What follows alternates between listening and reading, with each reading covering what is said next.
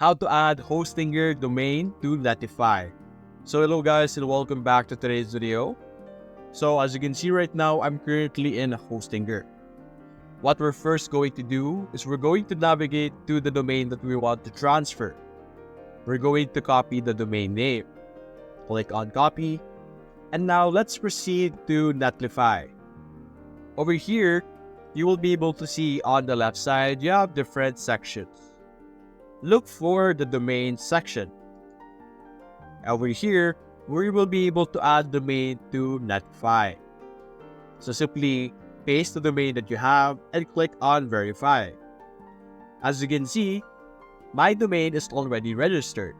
But if you want to register this domain through a different registrar, which is our Hostinger over here, simply click on add domain, which will basically proceed to adding our domain into our Netlify over here. So simply copy or do the other steps provided over here and you will be able to add your Hostinger domain to Netlify.